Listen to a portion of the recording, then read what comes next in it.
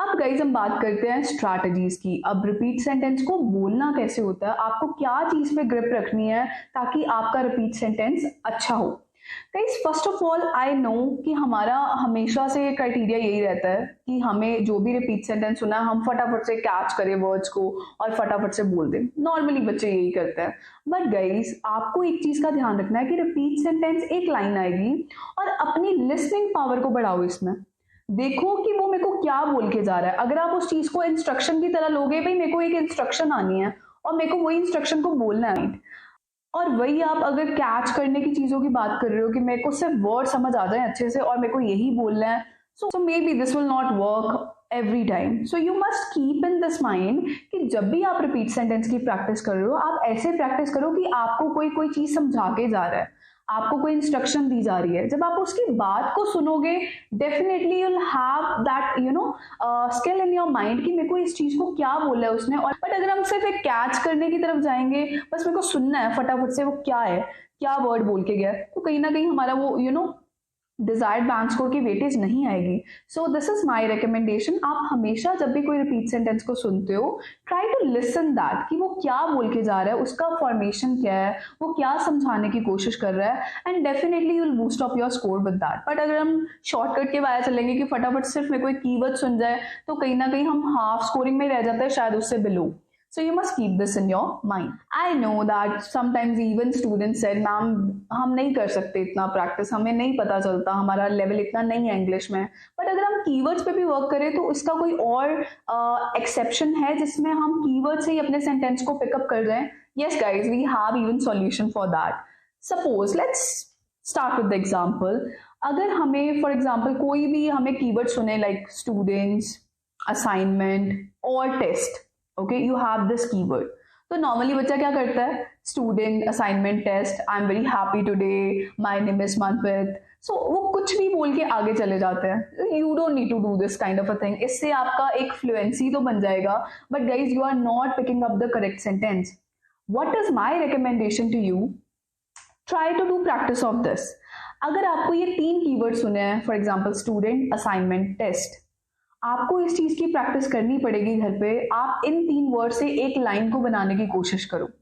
This will take time, but yes this will definitely work for you in the future.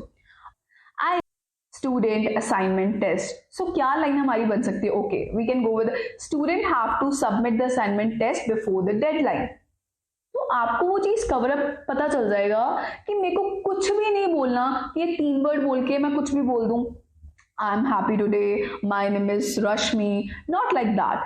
Go with the logical practice. आप देखो अगर मेरे पास ये 3 keyword आते हैं, मैं क्या सेंटेंस बना सकती हूँ इससे, और जो लॉजिकल जाए भी और मेरे कीवर्ड कुछ कवर अप हो भी जाए, हैबिट बन जाएगी उस चीज में और आप अच्छे से कवर अप भी नहीं कर पाओगे। So make this in your practice. Let's take the another example. अगर हमारे पास कुछ और भी है, for example spoons and forks, kitchen, आपको ये सुना तो आप कुछ, you can even go like that, spoons and forks are the key utensils in the kitchen, rather than saying again the unusual stuff. Try to make the sentence by your own. इसकी practice करनी पड़ेगी guys, ये ऐसे नहीं आएगा। और आपको भी पता है रिपीट सेंटेंस में काफी ऐसी यूजुअल वोकैबुलरी है जो यूज होती है रिगार्डिंग स्कूल के सेंटेंसेस आ जाते हैं, यूनिवर्सिटीज के सेंटेंसेस आ जाते हैं, कैंपस को लेके आ जाते हैं, ठीक है, किसी पर्टिकुलर बिब्लियोग्राफी को लेके आ जाता है। तो जब ये रिपीटेड वर्ड आने स्टार्ट हो जाते हैं, आपका सेंटेंस फॉर्मेशन भी उतना स्ट्रांग होना शुरू हो जाएगा। But I never recommend you to go for okay my name is this. No, you must go with the logical practice and I gave you the hint how to do that. One more thing guys जो आपको ध्यान में रखनी है कि जितना repeat sentence आपने सुना है, सपोज 8 to 10 वर्ड का सुना है, कभी भी उसको 3 to 4 वर्ड में नेक्स्ट पे मत चले जाओ, उसको खत्म मत करो। I would really like to advise you that try to stretch that sentence जितना वो एक्चुअल में आपको सुना, क्योंकि जितना हम कम बोलेंगे हमारी फ्लुएंसी भी उतना कम आएगी, प्रोनाउंसिएशन भी उतना, क्योंकि नंबर ऑफ वर्ड्स ही हमने नहीं बोले उतने। तो I really would like to stretch as much जितना वो रिपीट सेंटेंस आपको सुना, क्योंकि एटलीस्ट हमारा वो फ्लो तो रहेगा, हमारी प्रोनाउंसिएशन तो कवर अप होगी। Okay fine, we did not cover up the content, but yes अगर आप उस सेंटेंस को कुछ भी बना के बोलोगे, कोई ना कोई एक पर्टिकुलर लॉजिकल सेंटेंस आपने बोला है, उतने ही वर्ड्स का जितने वर्ड का आपने सुना, definitely you will get the band of fluency and pronunciation. So do work. Further guys, जब भी आपका रिपीट सेंटेंस खत्म हो गया, आपने बोल दिया है, मैं चाहूंगी कि आप उस चीज को स्टॉप करो और नेक्स्ट क्वेश्चन पे जाओ। क्योंकि अगर आप वेट करोगे कि नहीं अपने आप वो स्टॉप होगा और नेक्स्ट क्वेश्चन पे जाएगा, तो गाइज ये ध्यान रखना, कई बार क्या होता है हमारे क्वेश्चन शॉर्ट आ जाते हैं। अभी मैंने बताया 2 टाइप के क्वेश्चन आते हैं, एक शॉर्ट होंगे, एक लेंथी होंगे।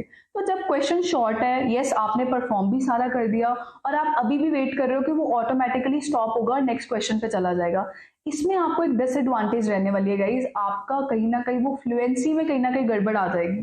तो अगर आपको लगता है कि मेरा सेंटेंस अभी भी है, आप अगर आपको लगता है कि इतना ही बोला जाएगा मेरे से, आप इंस्टेंट उस चीज को स्टॉप करके नेक्स्ट क्वेश्चन पे जाओ, रादर देन वेट कि नहीं वो अपने आप ऑटोमेटिकली होगा। गाइज यहाँ पे कहीं ना कहीं आपका फ्लो लैक कर जाएगा। सो मेक श्योर कि जब आपका इंस्टेंट आपने रिपीट सेंटेंस बोल दिया, आप उसी टाइम स्टॉप करके नेक्स्ट क्वेश्चन पे जा सकते हो। As we all know that guys, अगर मैं टाइमिंग की बात करूं तो स्पीकिंग और राइटिंग ऐसे मॉड्यूल है जिनकी टाइमिंग ऑटोमेटिकली चलती है, हमारा मैनेजमेंट इसमें कुछ नहीं होता।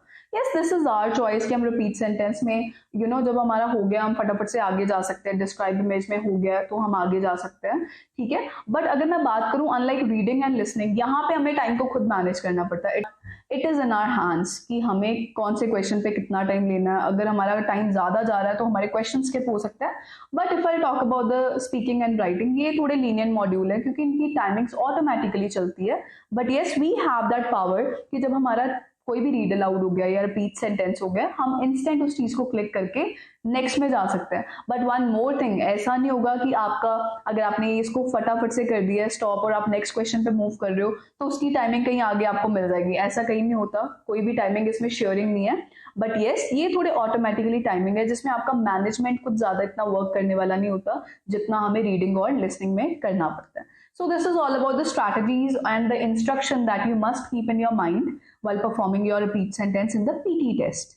Guys, as we all know, usually जो repeat sentence होते हैं वो lengthy होते हैं, और अभी मैंने बताया जो मेरी second type होती है repeat sentence की, that is of the lengthy but in a slow speed. अब जितना वो slow बोलेगा, memorize करने में भी दिक्कत आएगी, तो बोला भी नहीं जाएगा और वो mess up हो जाएंगी चीजें। But we have one solution for you.